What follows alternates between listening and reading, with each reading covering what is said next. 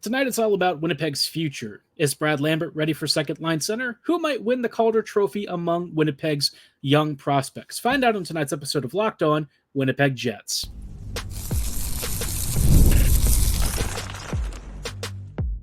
You're Locked On the Hockey Jets, your daily podcast on the Winnipeg Jets, part of the Locked On Podcast Network, your team every day.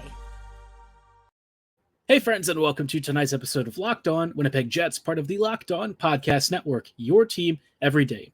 I'm your host, Harrison Lee, an avid Winnipeg Jets fan and an online blogger. You can follow me on Twitter at HLLivingLoco and at LO_Winnipeg Jets. As always, thanks for making Locked On Jets your first listen of the day every day. If you like what you're hearing, be sure to like, follow, and subscribe on all of your favorite podcasting platforms and YouTube. Doing so, of course, is always free of charge and ensures you never miss another episode. Most of all, though, we just love and appreciate your support, especially in this quieter offseason. So with the Jets having not made a ton of moves recently, it's time to assess what the Jets have, right? And we've talked a little bit about their commitment to the future and the fact that seemingly this is going to be a year of a youth movement, which, it's interesting that they're doing it now because we've kind of been asking for them to do it for many years now. And I sort of worry to some degree that it's a little bit late. Connor Hellebuyck is, up there now in terms of veterancy. And let's be real, right? Goalie performance can be very volatile. I think with Helly, I generally feel pretty good about his next several years, but how long he continues to perform at a Vezina or better level, or at least somewhere in that neighborhood, is definitely up for debate. Now, I think he still has a long career left, and it wouldn't shock me if he at some point wins something somewhere. I don't know if it's going to be with the Jets or another team, but you just have a feeling he is bound for some sort of a title at some point. He's just too dang good.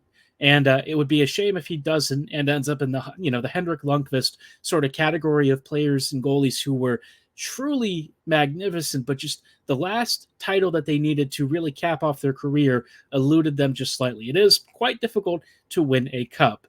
But of course, instead of focusing on the veterans, the guys who are really going to lead the way are going to be the kids now. And one of those kids is Brad Lambert. And I've seen a lot of social media debate over him. I know folks in the comments are eager to see him really suit up and take flight. We'll talk about whether or not it really makes sense for him to try as a center to start the season, or if Winnipeg should maybe think about a different way to ease him in just a moment. Before we get too much further, though, just wanted to let you know that tonight's episode is brought to you by FanDuel. Make every moment more, because as the playoffs continue to wind down in leagues all across the world, the sports may stop sportsing like we like it to, but you can still win every day because FanDuel all summer long is hooking up all customers with a boost or bonus daily. That's right, something for everyone, every day, all summer long. Visit FanDuel.com/lockedon to get started. Now, like I said, obviously, one of our biggest prospects in a lot of minds, perhaps our best prospect, is Brad Lambert. Lambert has really grown to be somebody that I think a lot of folks are fascinated with his skill. And I think they all really see that he's got a high ceiling, and they all imagine him to be a really elite prospect. And I think in a lot of ways, there are some truthful bits to that. I also think people maybe need to step back and I would say slow down on the hype train just a little bit. And I say this as somebody who owns a Brad Lambert jersey. I love him. He's one of my favorite prospects. Actually, he might be my favorite Jets prospect overall. There are a few players that I adore quite as much as Lambert in our system. But I'm also wanting to be realistic about his opening season or two. I think with Brad, as much as I want him to eventually take over the second line center, or even someday maybe the first line center role, you're going to have to ease him into it. And with Winnipeg also trying to contend and be a team that's fighting for a playoff spot, I feel like asking him to be the second line center starting this season is just too much.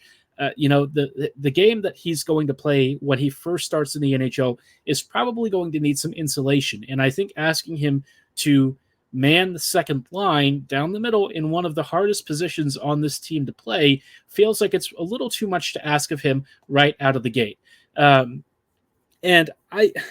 for as much as I want him to really thrive and succeed, I think for me, it would put him in a really difficult position if the Jets, have him play that role. Now, if you put him with like a Cole Perfetti or something, maybe you could make it work. I think Perfetti does a great job of balancing many of the defensive deficiencies of some of the guys that he's played with. It's why he, when you look at his underlying numbers, continues to have one of the strongest defensive impacts among all of Winnipeg's forwards. But by the same token, I also want Cole to be able to take his own steps forward this year. And, I think if he's already going to play with Kyle Connor, which I kind of pencil in my head because I think that duo works really well and balances their weaknesses and strengths together beautifully, then I don't want to have to ask him to be kind of not really babysitting, but also kind of babysitting one of his younger baby Jets. And with Brad, I still think that there's enough rawness to his game and certainly an element of timing and decision-making that's going to take a little bit more for him to really get comfortable. Now, I also know that everyone's like, well, he's not going to be as good at wing. And I do agree with that to a point.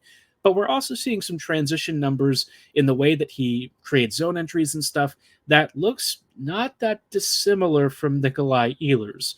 Obviously, it's still very early in his career, and that could change a lot. But if he really does thrive out wide, I have a hard time wanting to force him into the center role. I think ideally that is where he grows his game.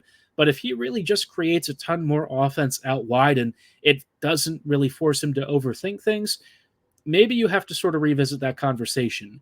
At least to start the season, I definitely think a width position makes more sense. The Jets don't really want to put him at 4C. I don't think that's really effective.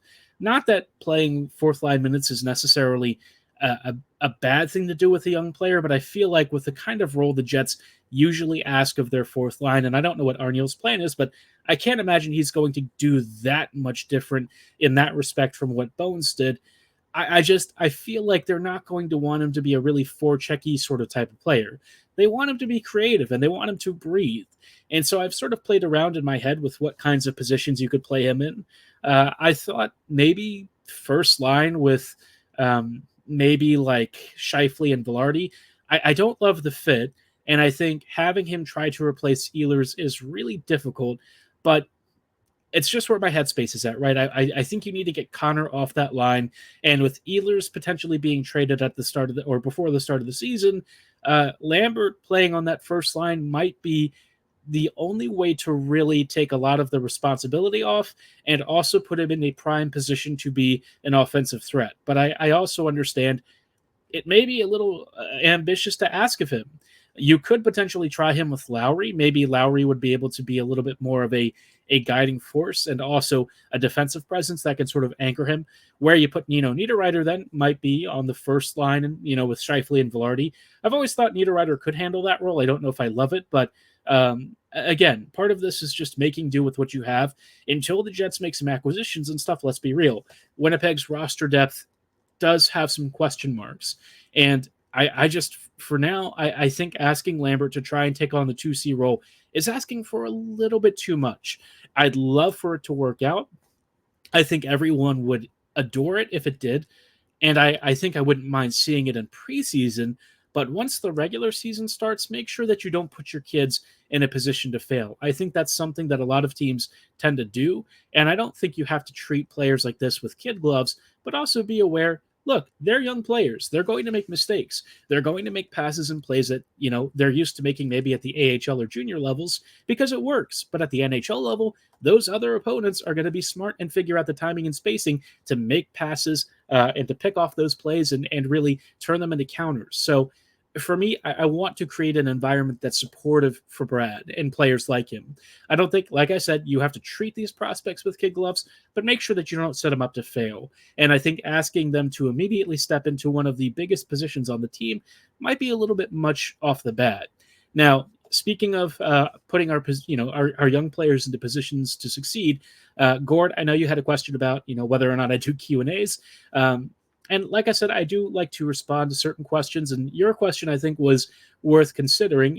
Will Winnipeg have Calder Trophy candidates next year? And the answer is yes. I think Lambert definitely leads that class. But who else could potentially fight for some share of the title. Now, I think this is where the list kind of trails off very quickly, but we'll talk about that in just a moment and who might actually do enough to qualify for this award. We'll get to that in just 1 second, but before we go any further, like I mentioned earlier, our friends and partners are at FanDuel, and I just wanted to shout out our friends for just a quick second. Obviously, I love sports, and I love them so much that I really wish they didn't stop. But of course, the NHL season's over, minor league and junior hockey are over. You do still have some international games once in a while, but generally speaking, right, hockey's over. Football's over. We do have European footy and Copa America, if you're watching that, for all of you Canadian fans. I know it's been a bit of an exciting tournament, but, the things are probably not feeling great right now. I'm sorry. Argentina did win, and I know that that's a bit of a stinging one, but you know what? You can still win anyways, right? FanDuel wants to let you enjoy sports anytime you want, any way you want, right? They're offering all the summer, all customers, a boost or a bonus daily. That's right. There's something for everyone every day, all summer long. Head on over to FanDuel.com and start making the most out of your summer. FanDuel, official sports betting partner of Major League Baseball. Hey friends, welcome back to tonight's episode of Locked On Winnipeg Jets, part of the Locked On Podcast Network, your team every day. Every day, thank you so much for rejoining us on today's episode as we're just returning to discussions about Winnipeg's young players, our cool prospects who are likely to make the jump. Obviously, I think with Winnipeg having a pretty cool class of young prospects and rookies that are likely to make the NHL this season, it's an exciting time. And, the Rutger McGroarty situation notwithstanding, there is still a lot to be excited about with some of our young players. I want to talk about the Rutger thing in a little bit because there was a bit of an update from Mike McIntyre, which some of the developments are not going to be super surprising. I think I've kind of talked about this potentially being a bit of a roadblock, especially in trade discussions. But let's talk about Winnipeg's chances of a Calder winner. I'll be honest, they're low. I think anytime you talk about Calder winners and stuff like that, it does tend to be a bit of a long shot. You're projecting somebody's season for a player who has not played more than one NHL game in most scenarios. That certainly applies for almost every young Jets player that we're looking at with this coming prospect class. This year, I expect the Jets to have two Calder contenders. It's going to be Lambert and Chibrikov. Heinola obviously has played more than his share of NHL games. He's not really a rookie anymore as far as I know. So I think in his case, that status is passed. But for Lambert and Chibrikov, somebody correct me if I'm wrong, but I'm pretty sure Heinola's status is over. So Lambert and Chibrikov should be the only rookies. Apologies if I get that wrong, but I think Heinola has passed that point. The one other player that I think could fill in this category is Salamonson. Salamonson, I could see getting some runway. It really depends on injuries, and I think his preseason, right? Salamonson's going to be fighting for a spot maybe with Colin Miller, but I consider him to be one of the longest shots.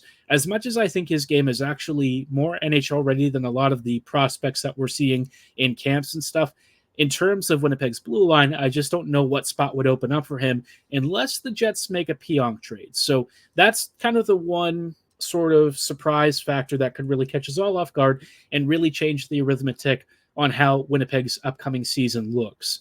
No disrespect to Pionk. I love Neil. I know that he tries very hard, but in terms of what I see being an upgrade, I think Salamonson legitimately could really help Winnipeg's right side.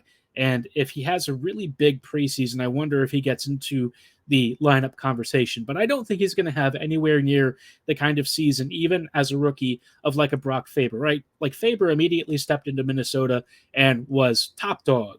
Salamonson is a lot more distant in that regard.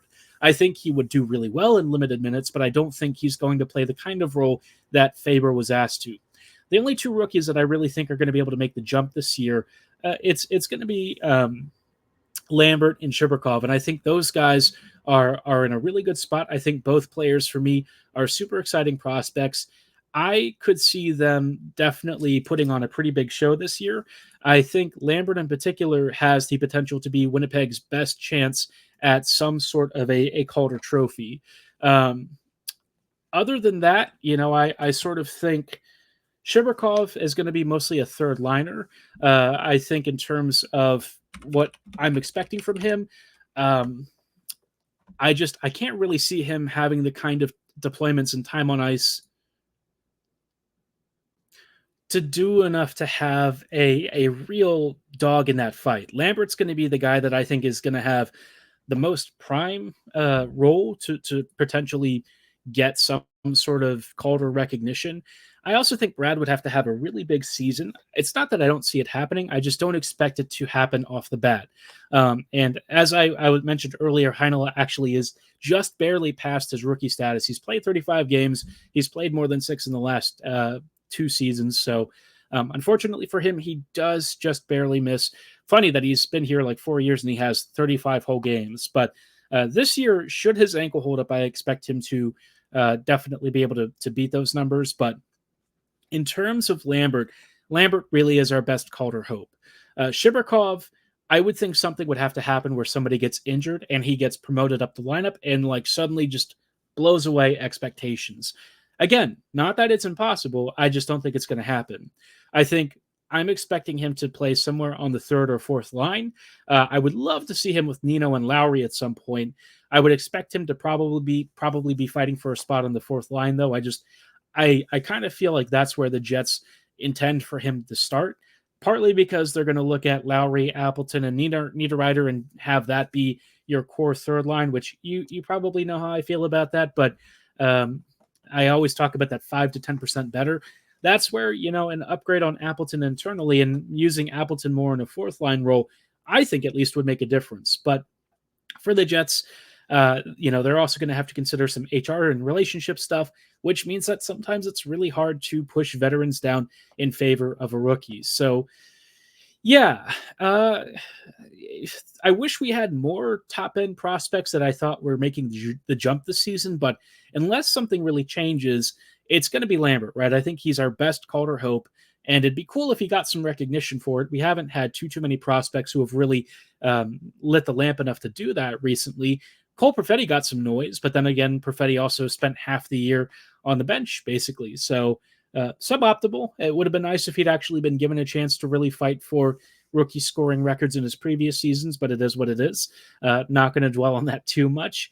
As far as one more wild card in this conversation is concerned, so I mentioned earlier the McGroarty situation has seen a slight change, but again, it's not a change that I think is really surprising.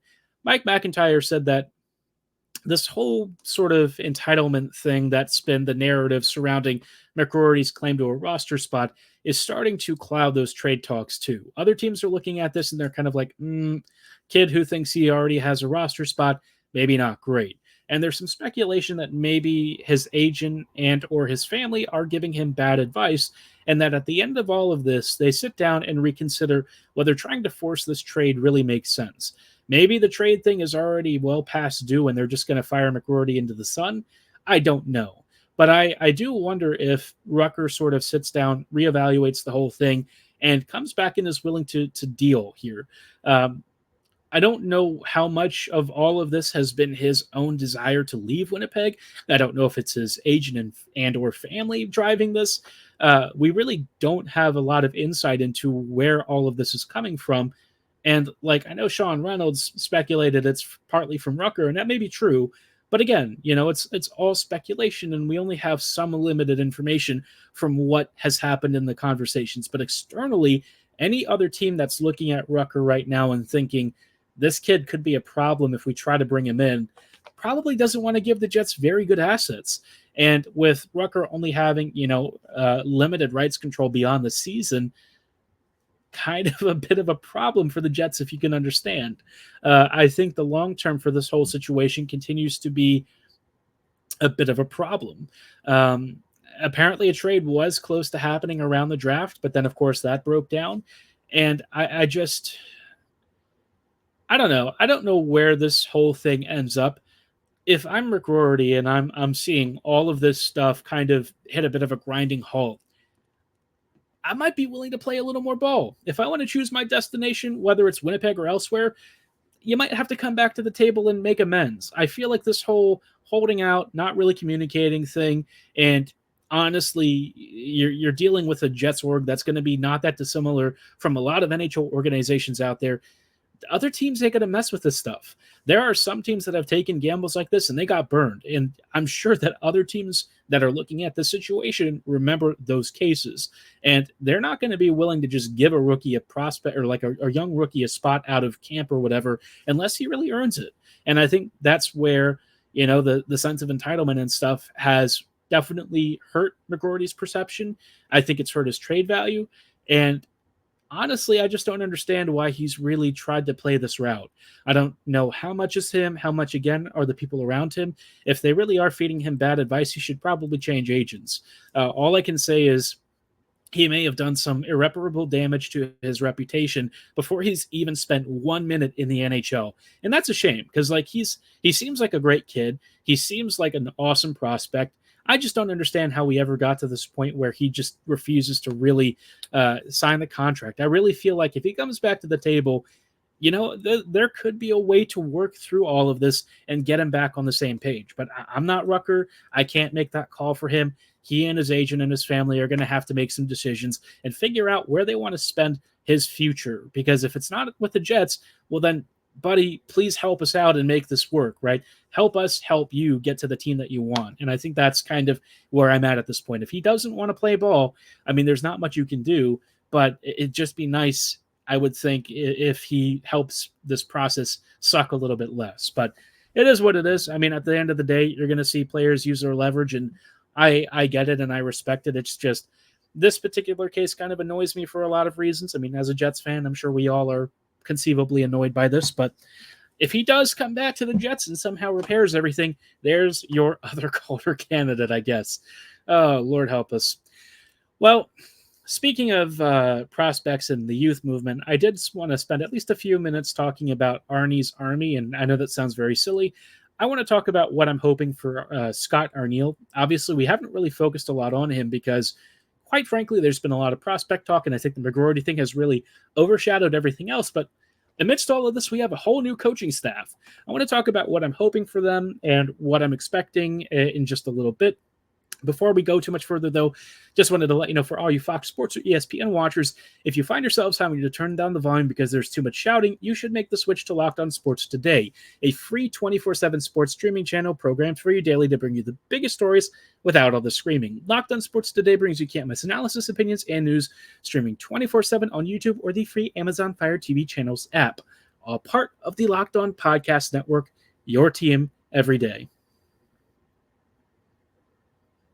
Everydayers, thank you so much for rejoining us on tonight's closing thoughts as we're just wrapping up with some I guess, final moments and final considerations from a Winnipeg offseason that is certainly fraught with tension. It's been a little bit uncertain, a little bit unsteady.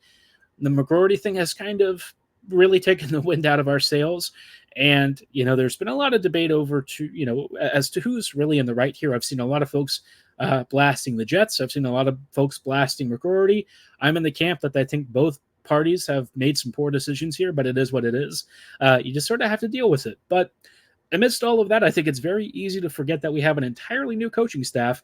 And this year, what I'm really hoping for is that there are like three core things that the Jets really need to I don't want to say fix, but kind of fix. For Arniel, I think one of the biggest things, aside from playing the youth more, is getting this team more offensively ambitious.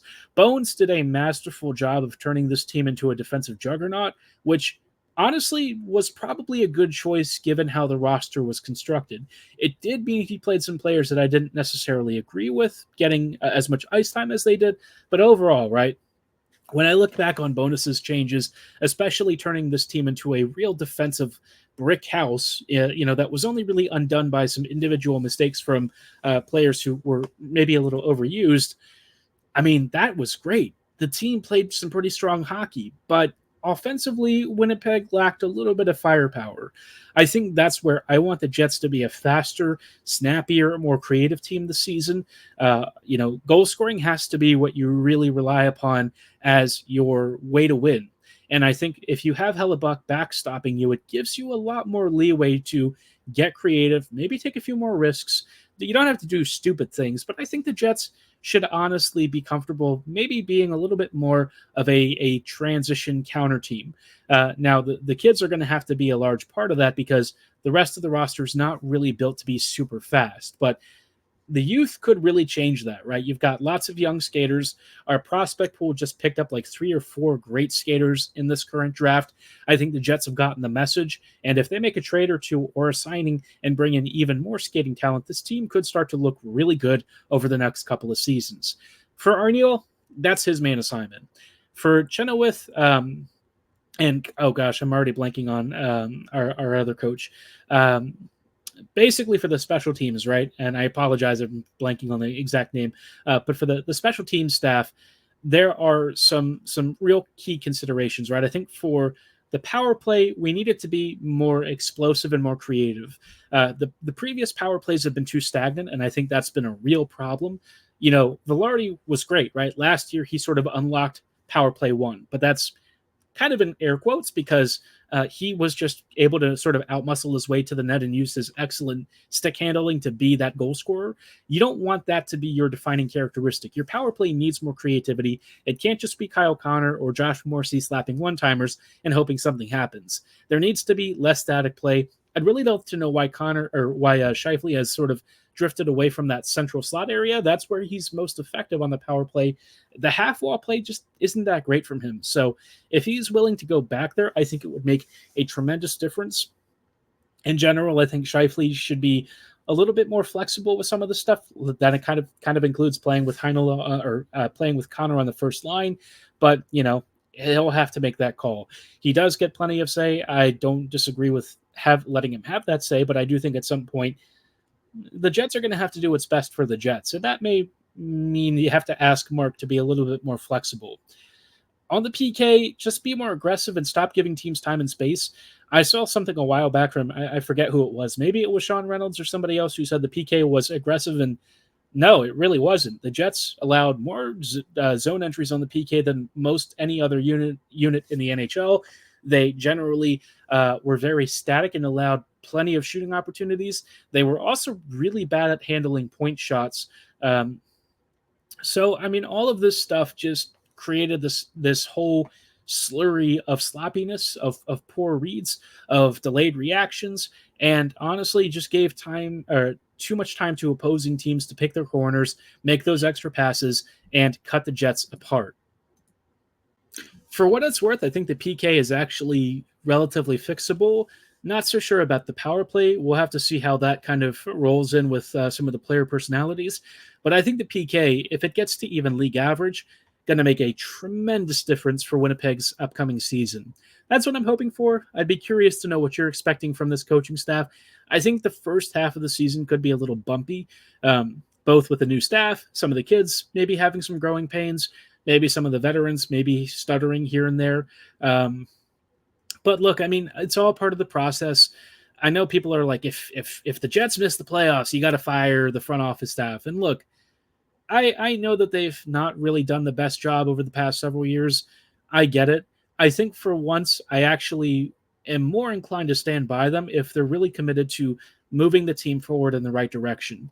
If this is kind of the turning point for the franchise, then let's let them kind of work some stuff out. And if it's still not where it needs to be after the end of the season or the next, you can start to revisit those conversations. But I think the Jets turning more towards the future is exactly what they need to do. And I want to support that because I think it's important too. So let me know how you're feeling about the direction of the team. Are you excited for the new coaching staff? Are you hoping our young prospects really take flight? Who are you going to be watching out for the most? Let me know in the comments below or at my social medias at HLivingLoco and at LO_Winnipeg Jets on Twitter. For tonight's episode, though, that's going to be all the time that we have. Thanks so much for listening. And as always, be sure to give us a like, follow, and a subscription on YouTube. But as always, have a great night and go Jets go.